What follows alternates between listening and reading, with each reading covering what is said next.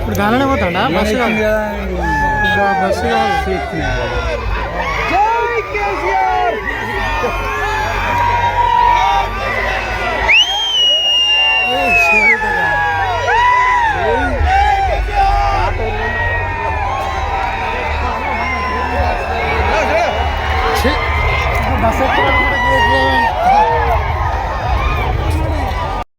విజృంభిస్తే నంగనాచలాగా ఇదే కాంగ్రెస్ వచ్చి మన బలాన్ని మన ఊపును చూసి పొత్తు పెట్టుకొని తెలంగాణ ఇస్తామని నమ్మడానికి మనతో పొత్తు పెట్టుకుని కూడా మీరు చూసి చివరికి ఆమరణ దీక్ష కొనుక్కున్న సంగతి కూడా మీకు తెలుసు.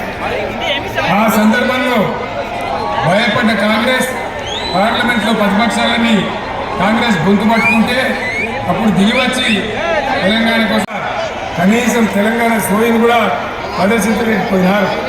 మీ అందరికి తెలుసు తెలంగాణ కోసం అవసరమైన ప్రతి సందర్భంలో పదవులు త్యాగం చేసిన వాళ్ళు టీఆర్ఎస్ బిడ్డలు అని చెప్పి నేను గర్వంగా మనవి చేస్తా ఉన్నా.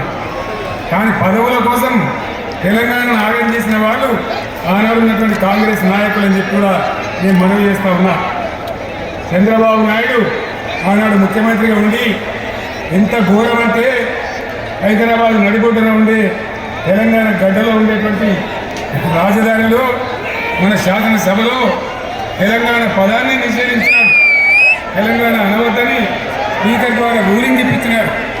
ఇదే జిల్లాకు చెందినటువంటి ప్రవేభాస్కర్ గారు ఆ రోజు ఎమ్మెల్యేగా శాసనసభలో తెలంగాణ అంటే అది నేరమైనట్టుగా పరిగణించి తెలంగాణ పదాన్ని నిషేధించేటువంటి ప్రయత్నం చేసినారు. మిత్రులారా, మీకు అందరికీ చరిత్ర తెలుసు. ఆనాడైనా ఏనాడైనా ఈవెన్ ఈనాడైనా తెలంగాణకు విలన్ నంబర్ 1 కాంగ్రెస్ పార్టీ అని మనవి చేస్తా ఉన్నా. మనందరికీ కూడా తెలిసిన విషయం.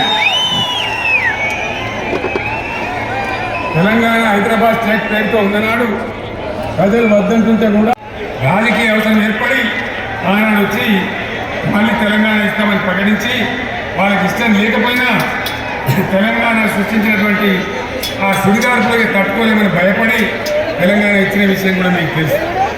తదనంతరం ప్రజలు మనకు అధికారం ఇచ్చినారు.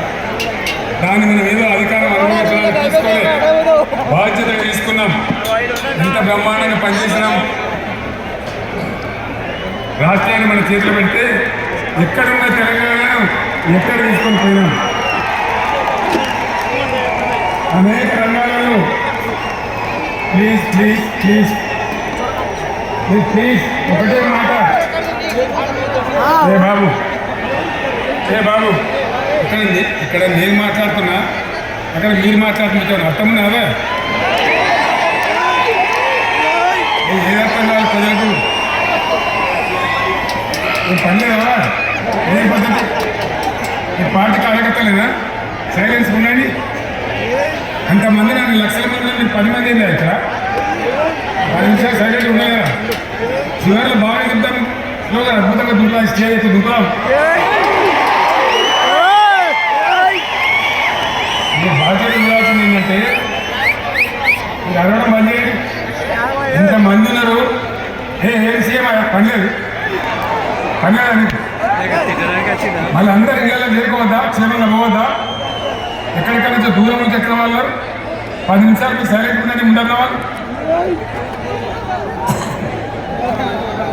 10 ఏళ్ళ బీఆర్ఎస్ పాలనలో ఎక్కడున్న తెలంగాణ ఎక్కడికి పోయింది? ఎన్ని రంగాలలో ఎన్ని అవార్డులు వచ్చినాయి? ఎన్ని అద్భుతమైన పనులు చేసి చూపెట్టినాం. తెలంగాణ అంటే ఒకప్పుడు వెనుకబడ్డ ప్రాంతం, ఎగతాళి చేయబడ్డ ప్రాంతం, పనికిమాలిన ప్రాంతం అని పేరు పెట్టిన ప్రాంతం. కానీ ఎన్ని రంగాలు తలసరి ఆదాయాన్ని బ్రహ్మాండంగా పెంచినాం. 90,000 ఉన్న తలసరి ఆదాయాన్ని 3.5 లక్షల పైచీలు పెంచుకున్నాం. GSDPని దేశంలో నంబర్ 1 స్థానాన్ని తీసుకెళ్ళినాం. తెలంగాణలో బ్రహ్మాండంగా పెండింగ్ ప్రాజెక్టులన్నీ కూడా కంప్లీట్ చేసుకున్నాం. కల్వకుర్తి కావచ్చు, నెట్టెంపాడు కావచ్చు,